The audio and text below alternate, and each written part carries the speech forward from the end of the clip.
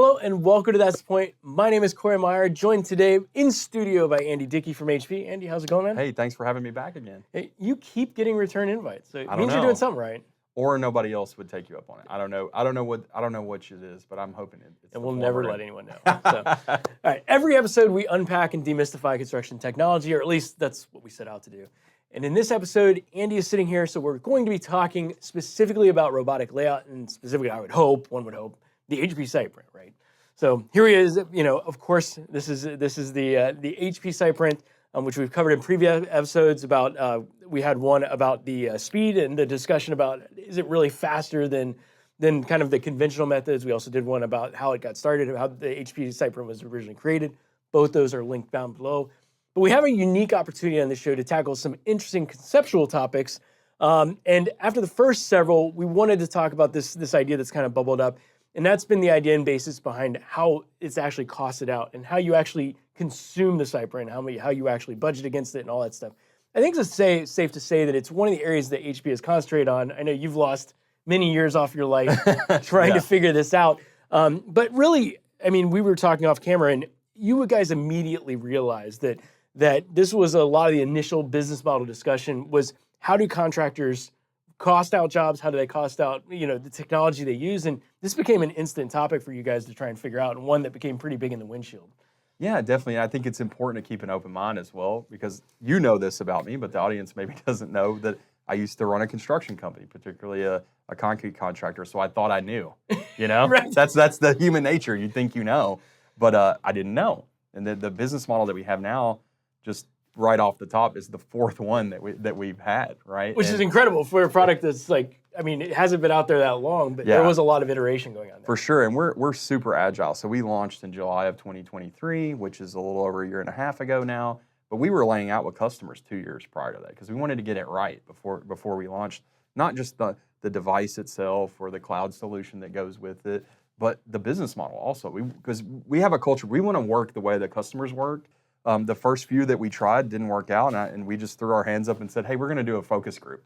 And so the business model we have today is designed by the customers because they gave us a list of needs, and we would love to take. So that's fascinating. So you guys actually just brought in contractors, you brought in industry people, and you said, explain to us how you're going to buy this. Yeah.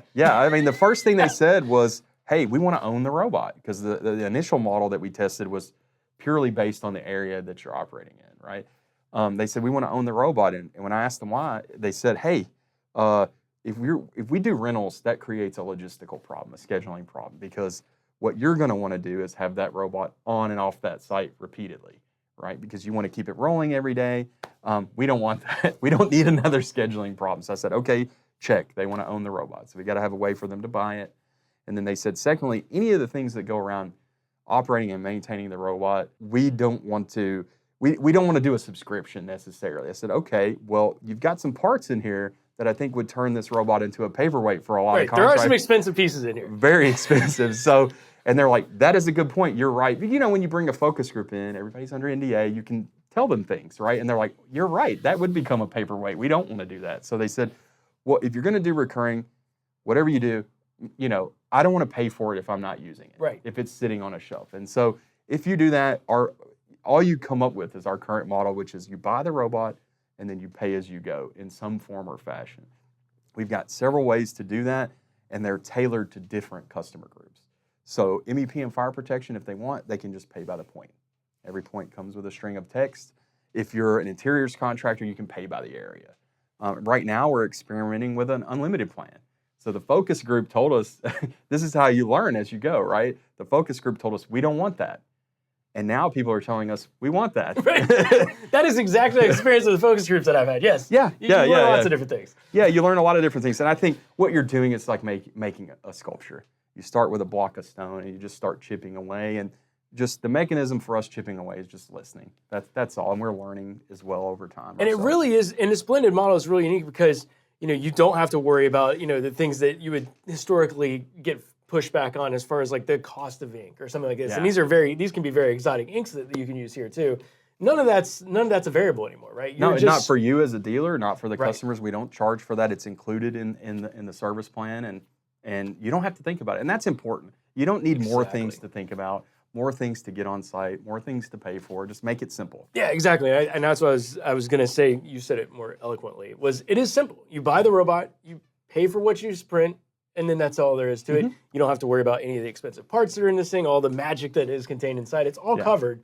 And the local support, which is also kind of a cool thing, is that this model does support you being able to have local support out there when you need it. It does, and it's essential. I mean, construction's happening locally. It's not happening off somewhere else by and large, right? Right. So even if you have a structural steel project or a precast project, things that are fabricated off-site, they still have to be erected on-site. And so if you're using a solution on-site, you need local support. And the only way to do that is through dealers. Now, we're lucky in that we were able to tap in to a channel that's already experts in construction, they're already experts in layout, and they're already local. So what more could you want? I mean, obviously, I'm a huge proponent of that. Clearly. Clearly. Yeah. But I think it is an important distinction is that you guys were able to set up an entire, like even in the area that you work, you guys already have a fully fleshed out dealer network that is even as of the time of this video, I mean, there's like 40 dealers or whatever. It's over 40 dealers. Yeah, that's crazy. Yeah, so my scope is Americas, right? So we're only in the US and Canada right now, and Australia, New Zealand, and it's over 40 dealers. And we did that inside of a year. It's never been done before. And it's powerful because that does give you kind of the best of both worlds. You get to leverage the global power of HP with the technology, but you also have that local presence because this is a product that it's very straightforward, but when you need help, it's good to know that it's right there. You got to have it. Yeah. And I think once you become accustomed to using HP SitePrint, it removes.